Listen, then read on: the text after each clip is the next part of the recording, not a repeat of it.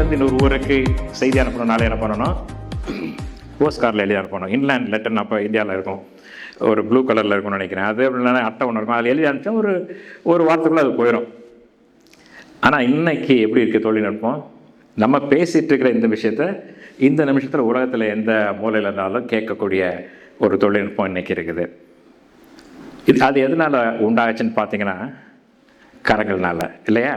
இன்றைக்கி நம்ம எல்லாமே ட்ராவல் பண்ணுறோம். ஒரு காலத்தில் வந்து பார்த்திங்கன்னா கப்பலில் ஏறி ரொம்ப தூரம் போகணும், மாதக்கணக்கில் ட்ராவல் பண்ணணும்.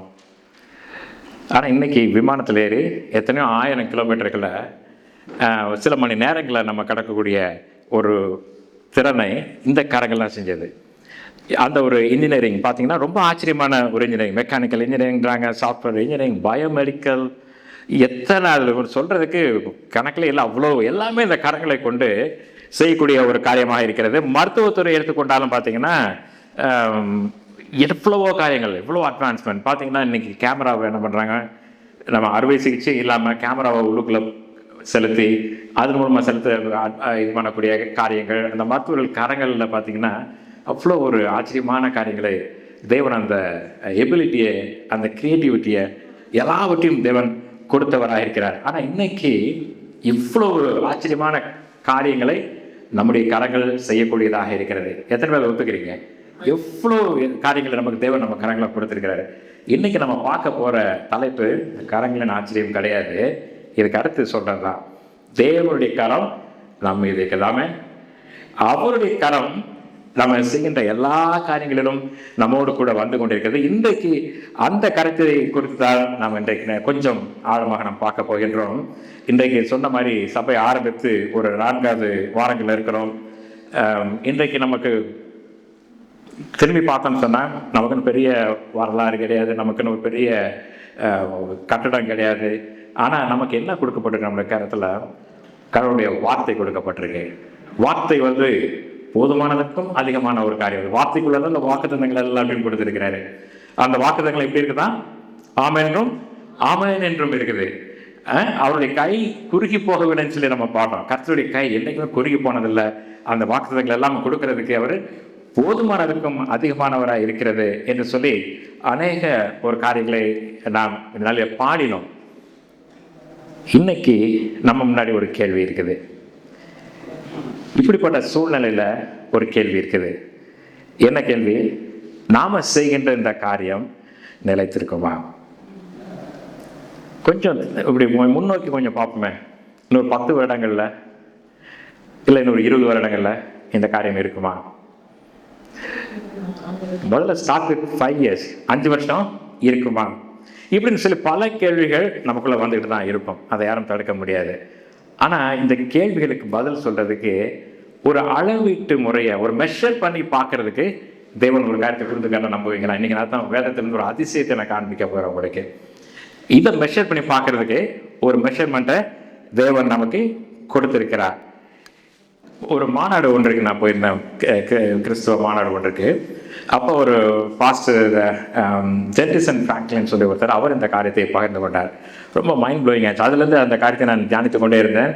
அது என்னோட கூட அதிகமாக பேசின ஒரு காரியமாக இருந்தது. அதனால தான் அதை வந்து உங்களுக்கும் நாளில் நான் உங்களோட பகிர்ந்து கொள்ள வேண்டும் என்று நான் ஆசைப்பட்டேன்.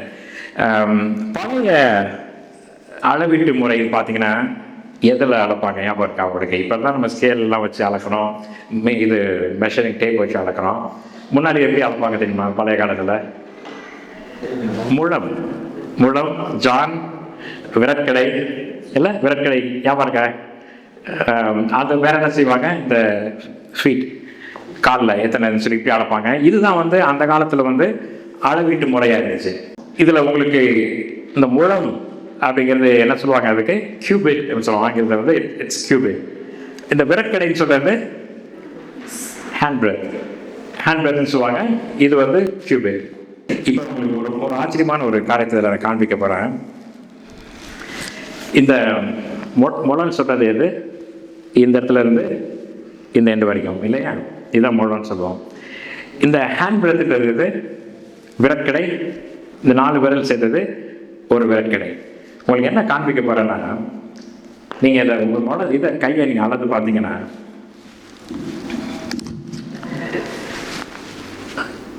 1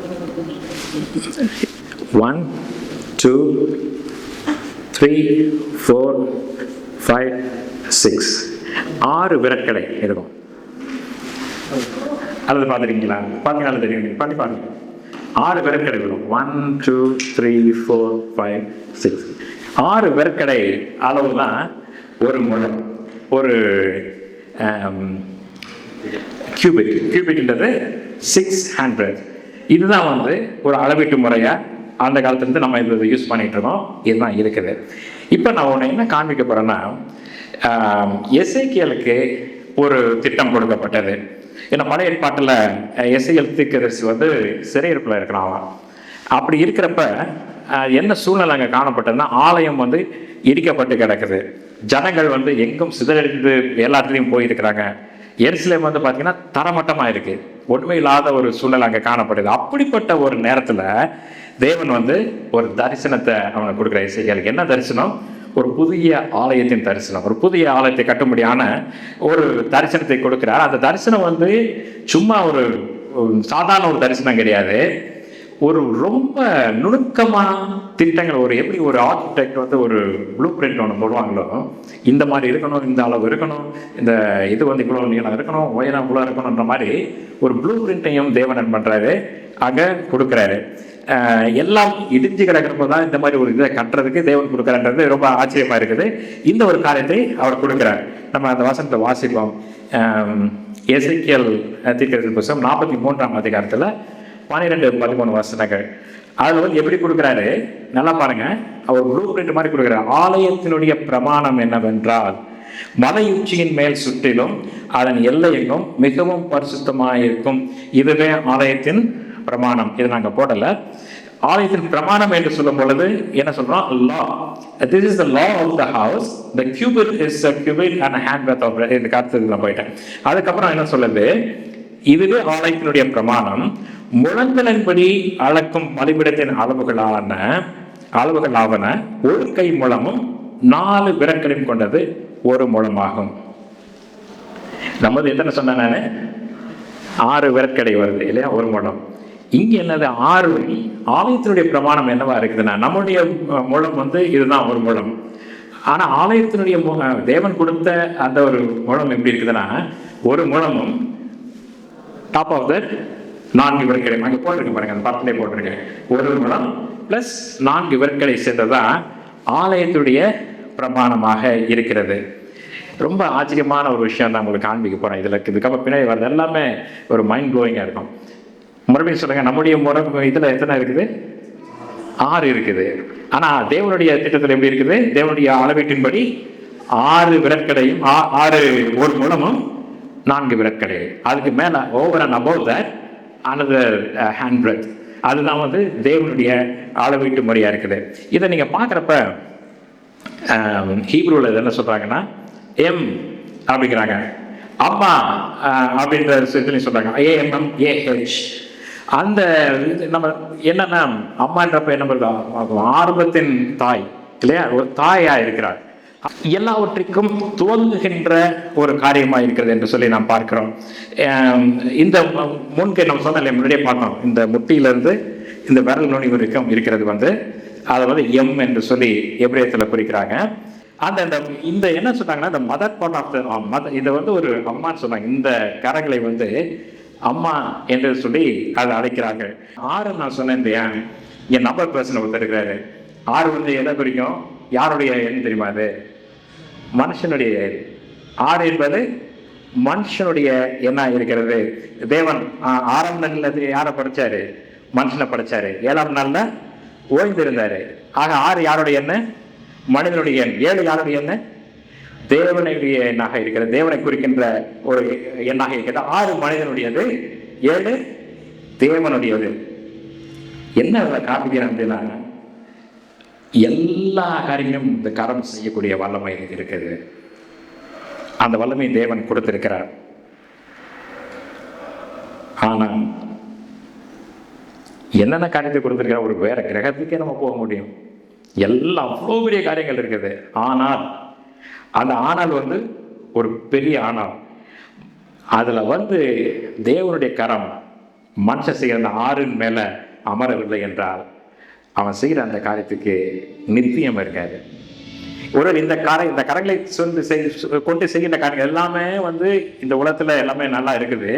ஆனா தேவனுடைய கரம் அது மேல வரலன்னு சொன்னா ஒரு நித்திய விளைவு, இன்டர்னல் ரிஃப்ளெக்ஷன், இன்டர்னல்லி அது ஒரு பாதிக்கப்படக்கூடிய ஒரு காரியமா இருக்குமா என்று சொன்னால் இருக்காது. ஆகவேதான் அந்த 7வது இது நமக்கு ரொம்ப முக்கியமாக இருக்குது. நம்ம மனுஷன் தன்னுடைய பலத்தினால பெரிய பெரிய காரியங்கள் எல்லாத்தையும் செய்யலாம், குடும்பத்தை கட்டலாம். ஆனால் தேவன் அந்த குடும்பத்தில் அவர் இல்லைன்னு சொன்னால் அதில் நித்திய விளைவு இருக்காது. நான் வெள்ளிக்கிழமை யோசித்து பார்க்குறேன். கஜன் வீட்டுக்கு வந்திருந்தார். உட்காந்து நாங்கள் அநேக காரியங்களை குறித்து நாங்கள் பேசி கொண்டிருந்தோம். அப்போ பார்த்தீங்கன்னா சாட்சியாக சில காரியங்களை சொன்னார். என்ன சொன்னார்? அவர் சொன்ன வார்த்தை அப்போ தான் நான் கஜன்ட்டு சொன்னேன், இதை குறித்து தான் நான் ஞாயிற்றுக்கிழமை பேச போகிறேன்றதை நான் சொன்னேன். அவர் சொன்னார், என்னுடைய திருமணத்தில் தேவனுடைய கரம் இருந்ததை நான் பார்த்தேன், உணர்ந்தேன், முற்றிலுமாக தேவனுடைய கரம் இருந்துச்சுன்னு சொன்னார். வசனம் எல்லாருக்கும் எனக்கு ரொம்ப பிடிச்ச வசனம், சங்கீதம் 127:1. கர்த்தர் வீட்டை கட்டாராகில் அதை கட்டுகிறவர்களின் பிரயாசம் விருதா, கர்த்தர் நகரத்தை காவலாகில் காவலாளர் வெடித்திருக்கிறதும் விருதா. இன்றைக்கு நம்ம கரங்களை கொண்டு வீடை கட்டலாம், குடும்பத்தை கட்டலாம், எல்லாவற்றையும் கட்டலாம். நம்ம இந்த ஆலயத்தை நம்ம கட்டலாம், இதுக்கு உருவாக்குகின்ற அநேக காரியங்கள் நம்ம செய்யணும். ஒரு கான்ஸ்டியூஷனை நம்ம இது எழுதணும், ஒரு வெப்சைட்டை பில்ட் பண்ணோம், என்ன அநேக காரியங்களை நம்ம எல்லாம் செஞ்சோம். ஆனால் இது மனுஷனுடைய கருத்துல நம்ம கொடுக்கப்பட்ட ஒரு பலனா இருக்கிறது, செஞ்சோம். ஆனா இதன் மீது தேவனுடைய கரம் இல்லை என்றால் இதற்கு நித்திய விளைவு, இன்டர்னல் இது எஃபெக்ட் இருக்காது என்பதுதான் இன்றைய செய்தியாக இருக்கிறது. தேவனுடைய கரம் அதன் மீது இருக்க வேண்டும். இந்த வசனத்தை நீங்க பார்க்கறப்ப கூட ஒரு விஷயத்த நல்லா புரிஞ்சுக்கணும். தேவன் கட்ட வேணான்னு சொல்லலை, நீ கட்டாத அல்லது நீ போய் காவல் காக்காதன்னு சொல்லலை. நீ கட்டு, நீ கட்டணும், காவல் காக்கணும்.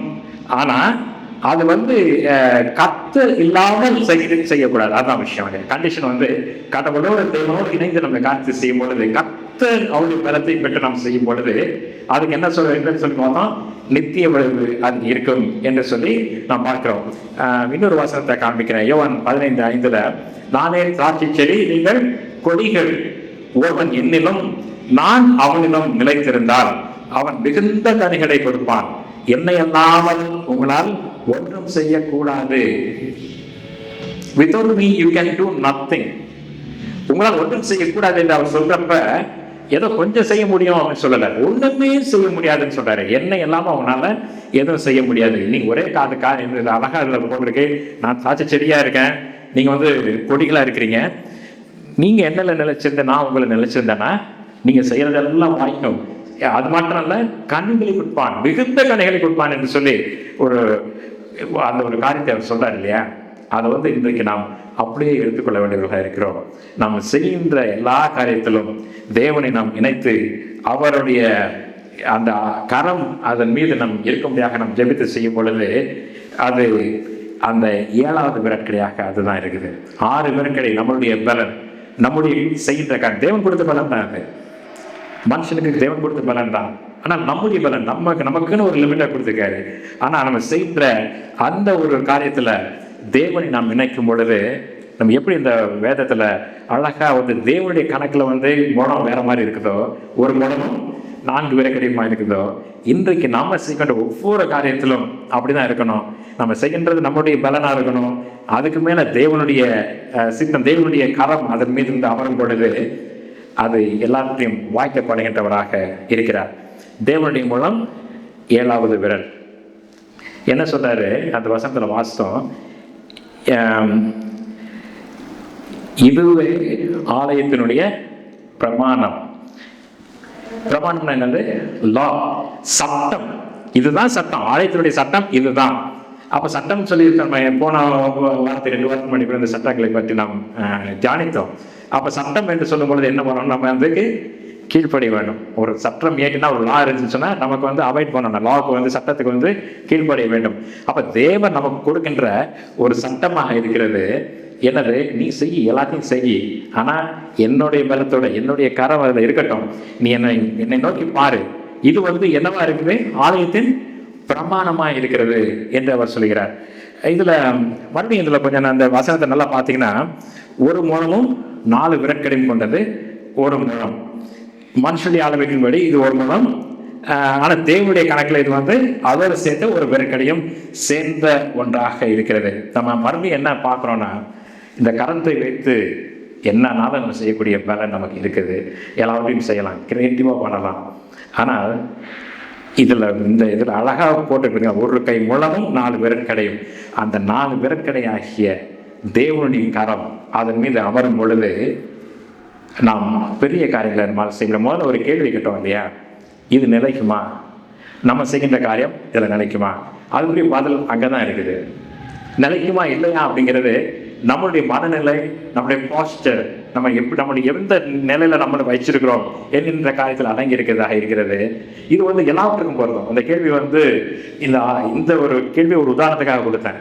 நம்ம செய்கின்ற ஒவ்வொரு காரியத்திலும் சரி, நம்ம தனிப்பட்ட வாழ்வில், குடும்ப வாழ்வில், கல்வியில், பிள்ளைங்க படிச்சுட்டு இருக்கீங்க, உங்களோட எஜுகேஷனில், எல்லாவற்றிலும் நிறைய நேரம் என்ன நினச்சிக்கிறோம், அந்த நம்முடைய டே டு டே லைஃப் வந்து செப்பரேட்.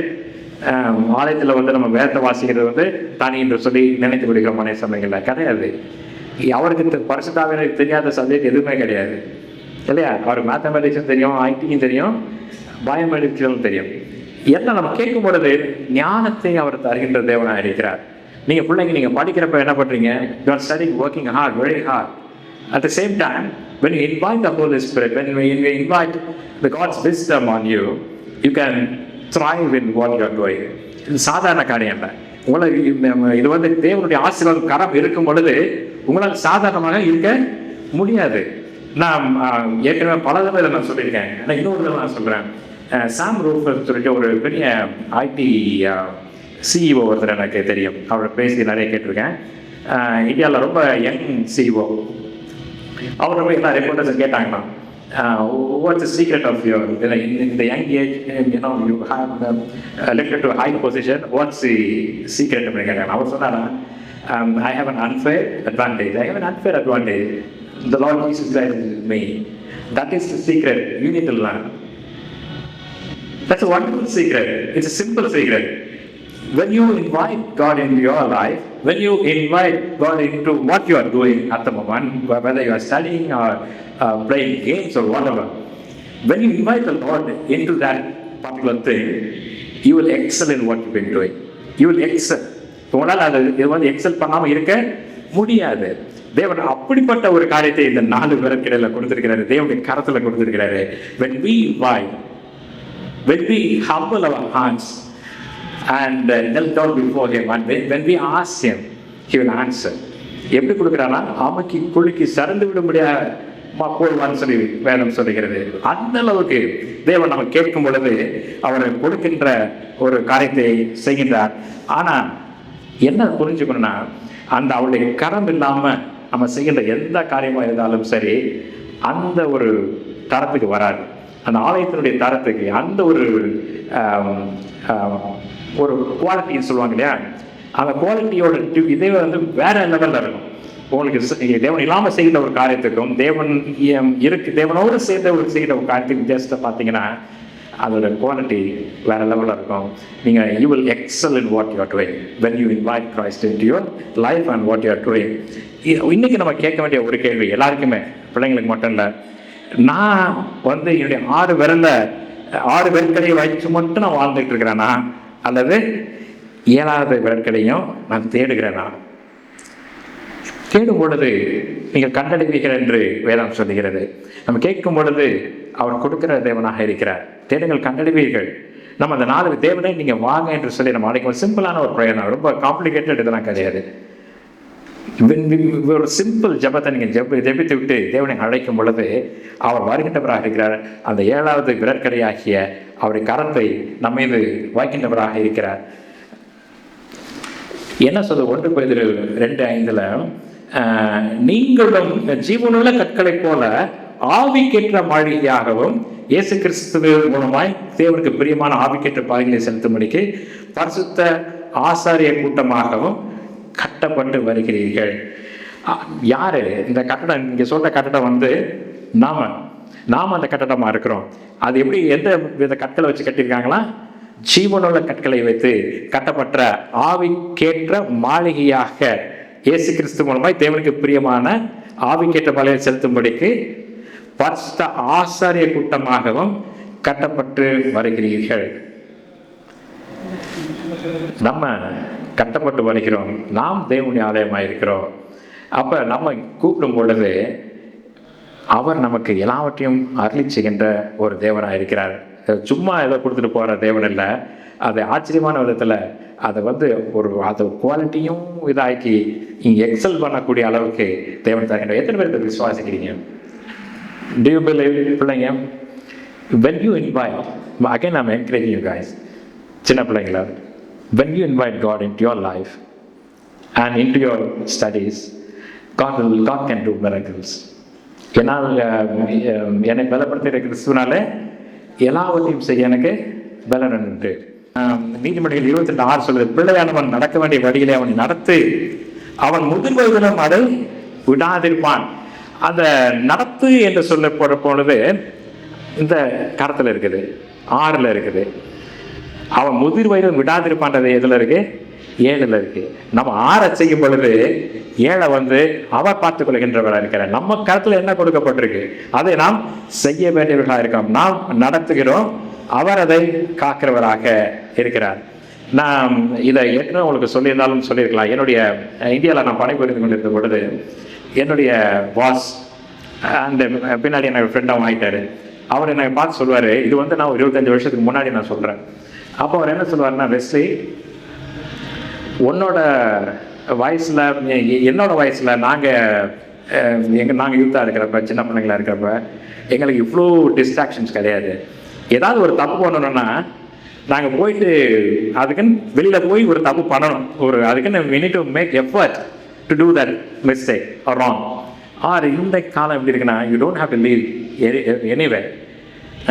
எல்லாமே ஒரு கரங்களில் இருக்குது. You can do anything by sitting inside the room. அது அன்னைக்கு 25 வருஷத்துக்கு முன்னாடி எனக்கு சொன்னார். இன்னைக்கு அது எந்த அளவுக்கு இருக்குன்னு யோசித்து பாருங்க. இன்னைக்கு இல்லை, இன்னைக்கு என்னன்னாலும் பண்ண முடியும். everything you can do.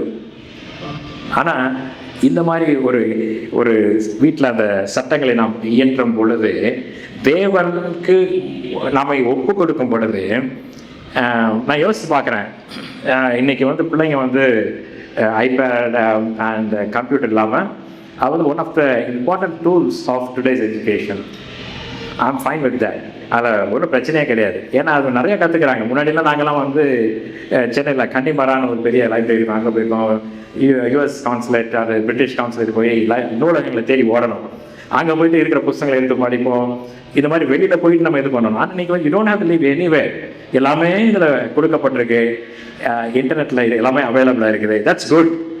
ஆனால் you have to make a decision and you need to set rules for yourself. அல்லது you need to obey your parents.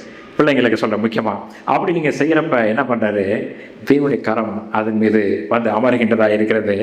அவர் அந்த 7வது கரத்தை வைக்கும் பொழுது, அந்த விரட்களை வைக்கும் பொழுது அதை பிளஸ் பண்ண, அது மட்டும் ஞாபகத்தில் வச்சுக்கோங்க. நான் என்னோட 6 வச்சு மட்டும்தான் பண்ணுறேன்னா, 6 வச்சு மட்டும்தான் பண்ணுறேன்னா 7வது இதில் இருந்துச்சிருக்கேன்னா, 7வது நீங்கள் அதில் இணைத்தீங்கன்னா you cannot do mistake, you cannot go in a wrong way. என்னத்தை செஞ்சாலும் என் தேவன் என்னை பார்த்து கொண்டிருக்கிறார், அவர் என்னோட கூட இருக்கிறார் என்று நீங்கள் நினைப்பீங்க. அது மட்டும் இல்லை, தேவன் அதுக்குரிய பலனை உங்களுக்கு கொடுக்கின்றவராக இருக்கிறார். அது நீங்கள் you will XL in what you to. நீங்கள் அதில் உங்களால் சாதாரணமாக ஒரு நிலைமையில் இருக்க முடியாது. இது நம்ம பிள்ளைங்களுக்கு மட்டும் இல்லை, நம்ம எல்லாருக்குமே இன்றைக்கு நமக்கு ஒத்து போகின்ற ஒரு காரியமாக இருக்கிறோம். எல்லாருக்குமே அதை பார்க்க முடியும். என்ன காரியத்தை வேலையிலும் சரி, எந்த ஒரு காரியத்தை செய்தாலும் நம்ம அந்த காரியத்தை தேவனோட இணைந்து நம்ம செய்யும் பொழுது அந்த 4வது விரற்கடை நம்ம வேலையில், குறிப்பாக வேலையில் பார்த்தீங்கன்னா நிறைய நேரங்கள் அதான் முன்னாடி என்ன சொல்லிட்டு இருக்க அதே காரியம்தான். ஒரு சில விஷயங்கள் எனக்கு இது ஜபமானலாம் இது போகாது. ஆனால் எனக்கு இன்றைக்கி ஆச்சரியமாக இருந்துச்சு. இன்றைக்கி அக்கா கரெக்டாக அந்த சாட்சி சொன்னாங்க. போனாக்கா அவங்க சொன்னாங்க, ஒரு சாதாரண கிடையாது. அவங்கள ரொம்ப நேற்று எனக்கு தெரியும், அவங்களோட ஃபோனில் பேசினப்ப அவங்க காலையிலேருந்து சாயந்தரம் வரைக்கும் அதில் போராடிட்டு இருந்தாங்க. போராடி அவங்களால என்ன பண்ணுறதுனே தெரியல. இப்படி போயிடுச்சா, இது எல்லாத்தையும் கம்ப்ளீட்டாக நான் இது பண்ணணும், கம்ப்ளீட்டாக டெலீட் பண்ணிவிட்டு வைப் அவுட் பண்ணிவிட்டு திரும்பவும் நியூ ஆப்ரேட்டிங் சிஸ்டம் போட்டு எல்லாம் பண்ணணும் அப்படின்றப்ப அக்கா அவங்களோட விசுவாசம் பார்த்தீங்களா என்ன பண்ணாங்கன்னா இருக்குது, ஆமாம் இதுதான் சொல்யூஷன் எனக்கு தெரியும் ஆண்டவரே, அது மேலே கை வச்சு ஜெபம் பண்ணாங்க. எத்தனை பேர்னால அது முடியும்? வச்சு ஜெபம் பண்ணிட்டு எனக்கு தெரியாது ஆண்டவர், இது பெரிய ப்ராசஸ் தான், ஆனால் இது சரியாகணும். அவங்க விசுவாசத்தை கனப்படுத்தினார் தேவன். அப்படி பண்ணான்னு சொன்னால் இது நம்ம நினச்சிட்டு இருக்கிற காரியத்துக்காக இன்றைக்கி ரொம்ப அருமையான சாட்சி இன்றைக்கு நம்ம கேட்ட சாட்சி. நம்ம நினைப்போம் இந்த காரியத்தில் இதுக்கெல்லாம் போய் ஜெபம் பண்ணுவாங்களா, இதுக்கு போய் நான் ஜெபம் பண்ணி இதெல்லாம் இது பண்ண வேணாம், அவரை டைமை நான் வேஸ்ட் பண்ண விரும்பல அப்படின்ற மாதிரி பல நேரம் நம்ம நினைப்போம். ஆனால் எந்த ஒரு காரியமாக இருந்தாலும் சரி, whether it's technical or legal or your school work, whatever, எதுவாக இருந்தாலும் நீங்கள் தேவனை அதில் அழைக்க முடியும். நம்ம உட்காந்து நான் படிக்காமலே நான் இந்த 6 விரற்கடையில் கொடுத்த காரியத்தை செய்யாமலே நான் போயிட்டு எக்ஸாம் எழுதி நினச்சவங்களால அது முடியாது. தேவன் அப்படி சொல்லலை. You need to do what you are supposed to. நீங்கள் செய்ய வேண்டிய காரியத்தை நீங்கள் கட்டாயமாக செய்ய வேண்டும். அந்த நீங்கள் செய்கிற காரியத்தில் when you invite God into that whatever you are doing, he will bless that. ஆமாம், அதுதான் 7வது விரக்கடியாக இருக்கிறது. அவர் நம்முடைய முயற்சிக்கு பதிலாக எல்லாத்தையும் உனக்கு இது பண்ணிடுவேன் அப்படின்னு சொல்லலை. அவர் என்னைக்கும் நம்ம செய்ய வேண்டியது நம்ம செய்யணும். செய்கிறப்ப 6 வச்சு நம்ம செய்ய வேண்டியது நம்ம செஞ்சோன்னு சொன்னால் 7 அவர் செய்கின்றவராக இருக்கிறார். சிலர் என்ன பண்ணுவாங்க, கொஞ்சம் வித்தியாசமாகவும் இருப்பாங்க. இது என்னுடைய திறமை, இந்த 6 வச்சு நான் செஞ்சுட்டேன், என்னுடைய திறமை அப்படின்னு சொல்லுவாங்க. அப்படி சொன்னது அது விசுவாசம் கிடையாது, அது அகந்தை. விசுவாசம்னா என்னது? 6 முடிச்சிடணும், finishing the 6, then waiting on our knees for the 7. 6 முடிச்சுட்டு முழங்கால் படிக்கிட்டு ஆண்டவரே 7வதுக்காக நான் காத்திருக்கேன் ஆண்டவரே, உங்களுடைய வேலை இதில் வேணும் என்று சொல்லி நாம் செய்யும் பொழுது தேவன் அதை வர்த்திக்க செய்வார், அதை கனப்படுத்துவார். இன்றைக்கு செய்தியோட தலைப்பு இதுதான். தேவனுடைய கரம் நம் மீது இருக்கிறது, அவருடைய கரம் நம் மீது இருக்கிறது. நம்ம எந்த ஒரு காரியத்தை செய்தாலும் தேவன் நம்மோடு கூட இருக்கின்றார். அந்த ஒரு வாக்குத்தத்தத்தை நமக்கு கொடுத்திருக்கிறார். நான் மறுபடியும் இப்போ உங்களுக்கு இதில் இன்னொரு இதை காமிக்க போகிறேன். எலியா தீர்க்கதரிசியை பற்றி உங்களுக்கு தெரியும். ஒரு மலையை வச்சுக்கிட்டு அவங்கள இப்போ கூட்டிகிட்டு போகிறேன். ஒரு உயரமான மலையில் கூட்டிகிட்டு போயிட்டு எலியா அங்கே போய் நிற்கிறாரு. அங்கே இஸ்ரவேல் தேசத்தில் ஒரு பஞ்சம் உண்டாயிருக்கு. 3 வருஷமாக மழை இல்லை. 3 வருஷம்னா கொஞ்ச நெஞ்ச நாள் இல்லை. நினச்சி பாருங்கள், 3 வருஷம் மழை இல்லைன்னு என்னத்துக்கு ஆகும்? வறண்டு காஞ்சு போய் தீஞ்சு போய் எல்லாமே வறட்சியாக காணப்படக்கூடிய ஒரு சூழ்நிலை. கிணத்துல தண்ணி கிடையாது, ஆற்றுல தண்ணி கிடையாது, எல்லாம் வற்றி போச்சு. நிறைய மிருகங்கள் செத்து போயிடுச்சு. பிள்ளைங்க பசியோடு இருக்கிறாங்க. அப்படி ஒரு சூழ்நிலை இருக்கும் பொழுது அந்த ஒரு சூழ்நிலையில தான் என்ன பண்ணுறான், அந்த கண்மேல்ற மலை உச்சிக்கு அவன் போகிறான். போயிட்டு என்ன பண்ணுறான்னா, வேணாம் சொல்லுது, முழங்கால் படிக்கிட்டு தன்னுடைய முகம் 2 காலுக்கு நடுவில் அந்த பாஸ்டரை பார்த்தீங்களா, அப்படி ஒரு ஜபத்தை அவன் செய்திருக்கிறான். முழங்கால போட்டு 2 கால்களுக்கு நடுவில் தலையை விட்டு அவனை தன்னை தாழ்த்தி அவர் தேவனை நோக்கி அவன் பார்த்தான் என்று நாம் சொல்லுகின்றோம். யோசித்து பாருங்க, நம்ம இன்னைக்கு பாடணும் இல்லையா ஒரு அழகான பாட்டு, எலியாவின் தேவன் நம் தேவன். அவன் ஒரு பெரிய அற்புதத்தை அவன் செஞ்சுட்டு வந்திருக்கான். தேவன் மூலமா ஒரு 450 பாகல் தீர்க்கதரிசிகளை வெட்டி போட்டான். அவங்கள வென்றுட்டு வந்திருக்கிறான். மாத்திரம் இல்லை, மேலேருந்து வானத்துலேருந்து அக்கினி இறங்கி வந்துச்சு. இறங்கி அங்கே இருக்கிற காரியங்களை பறிச்சு போட்டது. ஜனங்கள் என்ன பண்ணாங்க, கர்த்தரே தேவன் கர்த்தரே தேவன் சொல்லிட்டு ஆர்ப்பரித்த ஒரு காரியம். இந்த பெரிய வெற்றிக்கு பின்னாடி அவன் என்ன பண்ணுறான், தன்னை தாழ்த்தினான். ஒருவேளை மனுஷிகமாக பார்த்தா ஒரு மமதை வந்திருக்கும், ஒரு ஐயோ நான் என்னோட காரியத்தினால செஞ்சேன் அப்படின்ற ஒரு காரியம் வந்திருக்கலாம். ஆனால் அவன் அப்படி செய்யலை. தன்னை தாழ்த்தி தேவன் முன்பதாக முழங்கால் படிக்கிட்டு ஆண்டவரே என்று அவன் ஜெபித்த பொழுது என்ன பண்ணுறான், ஜெபிச்சுட்டு என்ன பண்ணுறான், வேலைக்காரனை கூப்பிட்றான். வேலைக்காரனை கூப்பிட்டு நீ போய் பாரு, வெளியில் போய் பாரு, என்ன தெரியுதுன்னு போய் பாரு. போகிறான். வேலைக்காரன் போய் பார்த்துட்டு ஒன்றுமே தெரியல எனக்கு நினைக்கிறான். சரி 2வது தடவை போய் பாரு, 3வது தடவை போய் பாரு, 4வது தடவையும் அனுப்புகிறான், 5வது தடவையும் அனுப்புகிறான், 6வது தடவையும் அனுப்புகிறான். போய் பாரு, போய் பார்த்துட்டு வா. இந்த வேலைக்காரன் நினச்சிருப்பான், என்ன ஒரு ஒன்றுமே என்ன ஏதாவது இருந்தால் தானே அதை சொல்ல முடியும், சும்மா சும்மா எனக்கு திருப்பி அனுப்புகிறாரு என்று கூட நினைத்திருக்கலாம். ஆனால் அவன் போய் பார்த்துட்டு வந்து இல்லை ஒன்றும் இல்லை ஒன்றும் இல்லை ஒன்றும் இல்லைன்னு சொல்கிறான். 6 முடிஞ்சு போச்சு, மனுஷனுடைய முயற்சி முடிஞ்சு போச்சு. வேலைக்காரர்கள் அழுத்து போயிருப்பான், என்ன எல்லாமே வெறுமையாக இருக்குதே அப்படின்னு நினச்சிட்டு இருக்கிறப்ப எலியா சொல்கிறாரு, இன்னும் ஒரு தடவை போய் பாரு, 7வது முறை போய் பாரு. இந்த தடவை வேலைக்காரன் வந்து சொல்கிறான், 7ஆம் தரம் இவன் இதோ சமுத்திரத்திலிருந்து ஒரு மனுஷனுடைய உள்ளங்கை அத்தனை சிறிய மேகம் எழும்புகிறது என்றான். அவன் எப்படியா உள்ளங்கை, மறுபடியும் இங்கே கை வருது பாருங்க. எபிரேய மொழியில கப் அப்படின்னு சொல்லுவாங்க. இந்த உள்ளங்கையை குறிக்கிறது வந்து கப், சரியான ப்ரொனன்சியேஷன். அதை வந்து அப்படி சொல்லுவாங்க. மறுபடியும் ஒரு கை. 6 முறை வெறுமை இருந்துச்சு. ஆனா 7வது முறை வானத்துல ஒரு கை தெரியுது.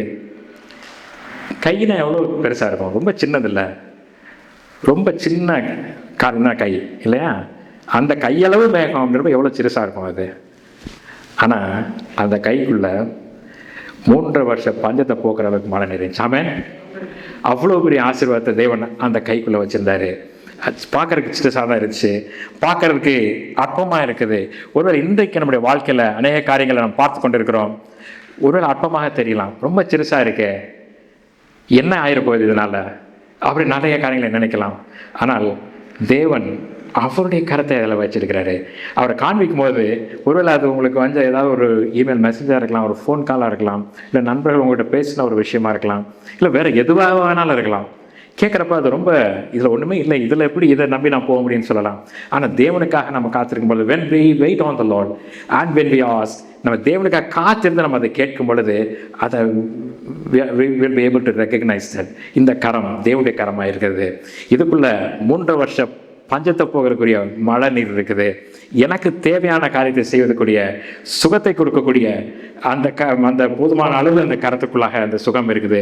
போதுமான அளவுக்கு எனக்கு பொருளாதார ரீதியாக எனக்கு அது என்ன தேவையோ அது இருக்குது, இல்லை குடும்பத்தில் எனக்கு என்ன தேவையோ அந்த கரத்துக்குள்ளாக போதுமான அளவு இருக்குது என்று சொல்லி அந்த நம்முடைய பஞ்சத்தை போக்குவதற்கு அந்த கையளவு இருக்கின்ற மேகம் நமக்கு இன்றைக்கும் போதுமானதாக இருக்கிறது.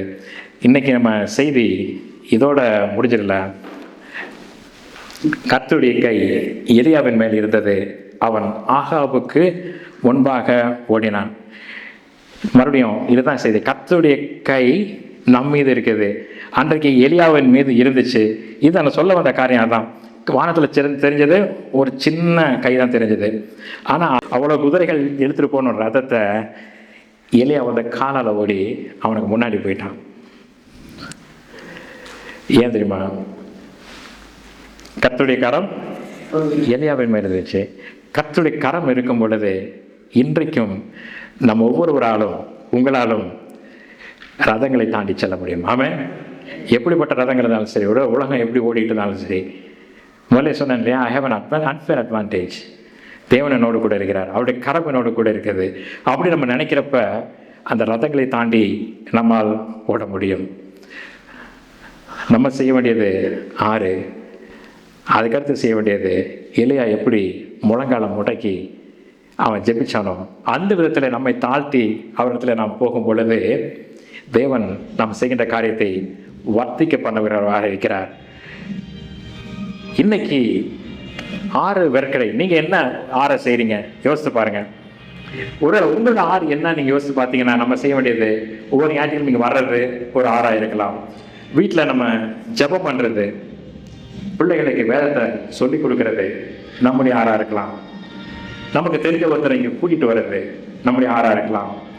நம்மளால் முடிஞ்சதை செய்கிறது, நம்மளால் முடிஞ்சதை கொடுக்கறது, ஆதாயம் ஏற்படுத்துறது, இந்த நாட்காலிகளை போடுறது, என்ன ஒரு சின்ன காரியம் இருந்தாலும் சரி, அது சின்ன காரியமே கிடையாது.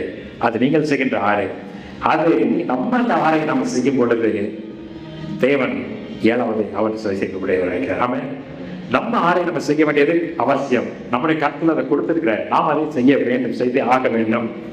சில சமயங்களில் நமக்கு யோசிக்கிறது 6 செய்யறப்ப நமக்கு என்ன ஒரு ஃபீலிங் வரும்னா, ஒன்றுமே தெரியலையே, 6 முறை நான் போய் பார்த்துட்டேன், ஒன்றுமே தெரியலையே, எதுவுமே தெரியலையேன்னு சொல்லலாம்.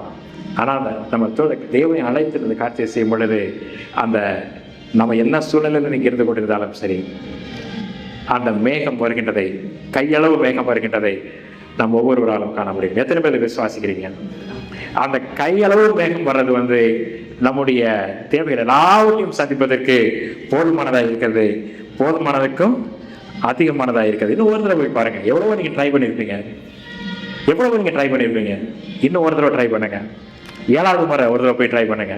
அப்படி செய்யறப்ப தேவன் அதை வர்த்திக்க செய்கிறவராக இருக்கிறார். நம்ம தனியா போராட வேண்டிய அவசியம் கிடையாது. நிறைய நேரங்கள் நம்ம தனியா போராடுறப்ப சோர்ந்து போய் விடுகின்றோம். ஐயோ, என்னால முடியல என்று சொல்லி புலம்புகின்றவர்களாக இருக்கிறோம். ஆனா தேவனால எல்லாம் கூடும் இல்லையா? தேவன் என்னோட கூட இருக்கும் பொழுது என்னால எல்லாம் கூடும். அந்த லாங்குவேஜ் அங்க மாறிடும். என்னை பலப்படுத்துகிற கிறிஸ்துவால எல்லாவற்றையும் செய்ய எனக்கு பலன் உண்டு. அந்த லாங்குவேஜ் அங்க மாறிடும். என்னால முடியலன்னு சொல்றது